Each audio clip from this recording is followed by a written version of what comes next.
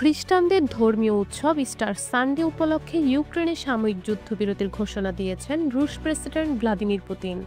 শনিবার স্থানীয় সময় সন্ধ্যা ৬টা থেকে রোববার পর্যন্ত সমস্ত সামরিক অভিযান বন্ধ রাখার আদেশ কার্যকর হয়। ধর্মীয় উৎসবে মানবিক দিক বিবেচনায় সিদ্ধান্ত নেওয়া হয়েছে বলে জানিয়েছে মস্কো। এ সময় ইউক্রেনকে যুদ্ধবিরতির শর্ত মেনে চলার আহ্বান জানান রুশ প্রেসিডেন্ট। রুশ প্রতিরক্ষা মন্ত্রণালয়ের এক বিবৃতির উদ্ধৃতি দিয়ে বিবিসি জানিয়েছে, তারা যুদ্ধবিরতির ঘোষণায় উল্লেখিত সময়ে সব ধরনের সামরিক অভিযান বন্ধ রাখবে। তবে পুতিনের এই একতরফা যুদ্ধবিরতি মানা হবে কিনা এই বিষয়ে এখনো কিছু জানায়নি ইউক্রেনীয় president Volodymyr Zelensky.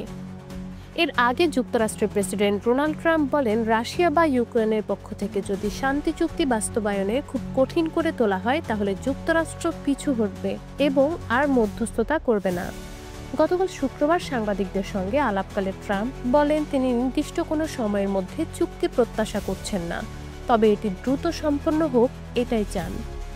Russia Ukraine যুদ্ধবন্ধে মধ্যস্থতার ভূমিকা থেকে মার্কিন প্রেসিডেন্ট ডোনাল্ড ট্রাম্পের সরে আসার হুমকির পরই রাশিয়া ইউক্রেন যুদ্ধবন্ধে মধ্যস্থতার ভূমিকা থেকে মার্কিন প্রেসিডেন্ট ডোনাল্ড ট্রাম্পের সরে আসার হুমকির পরেই সামরিক এই যুদ্ধবিরতির ঘোষণা দিলেন পুতিন।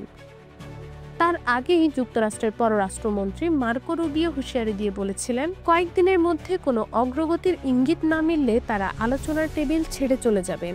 যুক্তরাষ্ট্র প্রস্তাবিত ৩০ দিনের প্রাথমিক যুদ্ধবিরতির পর থেকে মস্কো এতে সম্মত হওয়ার জন্য একাধিক শর্ত দিয়েছে। গত মাসে ইউক্রেনও জানিয়েছিল তারা যুক্তরাষ্ট্রের মধ্যস্থতায় প্রস্তাবিত চুক্তি মেনে নিতে প্রস্তুত।